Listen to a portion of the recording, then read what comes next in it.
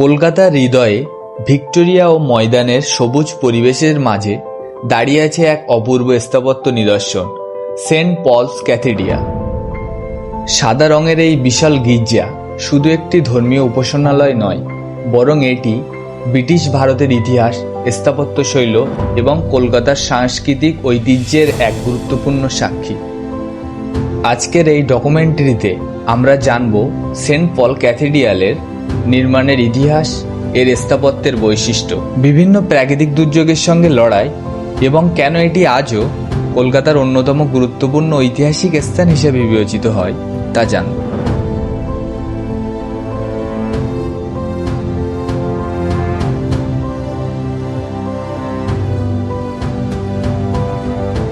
আঠারো শতকের শেষ ভাগে এবং 19 শতকের শুরুতে কলকাতা ছিল ব্রিটিশ ভারতের রাজধানী।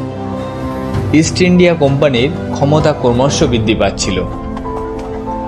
ইউরোপীয় কর্মকর্তা, সেনা সদস্য এবং ব্যবসায়ীদের সংখ্যা দিন দিন বাড়ছিল।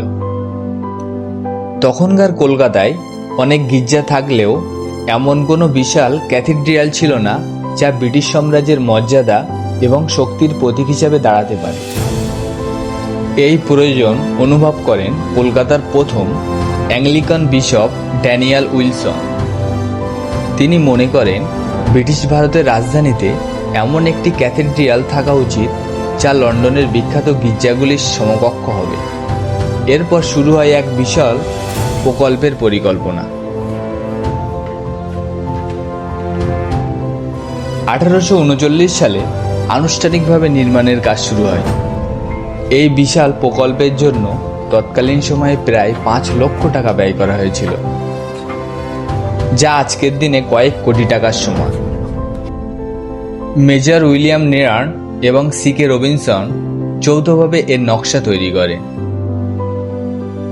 তবে একটি বড় সমস্যা ছিল, ইউরোপীয় গথিক গির্জাগুলি ঠান্ডা আবহাওয়ার জন্য নির্মিত হতো, কিন্তু কলকাতার গরম ও আর্দ্র আবহাওয়ায় সেই নকশাগুলি সরাসরি ব্যবহার করা সম্ভব ছিল না।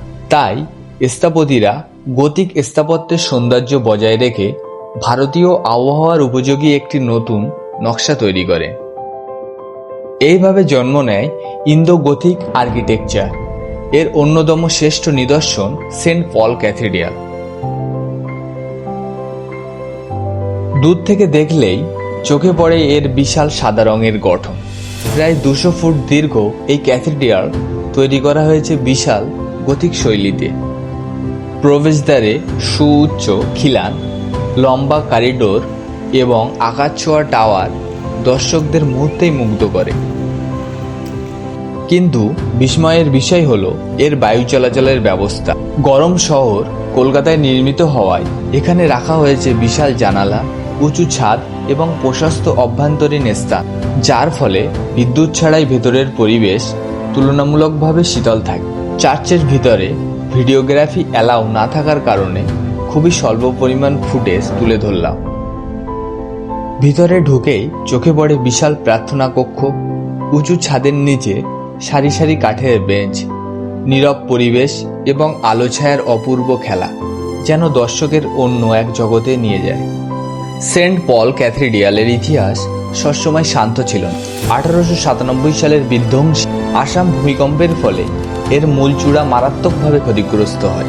দীর্ঘ মেরামতের পর আবারও বিপর্যয় নেমে আসে 1934 সালে। বিহার নেপাল ভূমিকম্পে টাওয়ারের বড় অংশ ধসে পড়ে। তখন সিদ্ধান্ত নেওয়া হয় সম্পূর্ণ নতুন নকশায় টাওয়ার পুনর্নির্মাণের।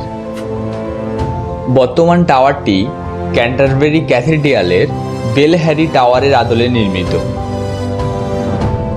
যে টাওয়ারটি আজও কলকাতার আকাশরেখার একটি গুরুত্বপূর্ণ অংশ।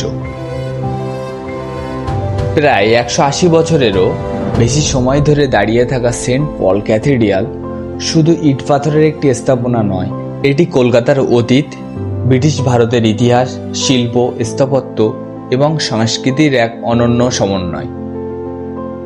সময়ের ঝড়, ভূমিকম্প এবং রাজনৈতিক পরিবর্তনের সাক্ষী হয়ে আজও এটি মাথা উঁচু করে দাঁড়িয়ে আছে।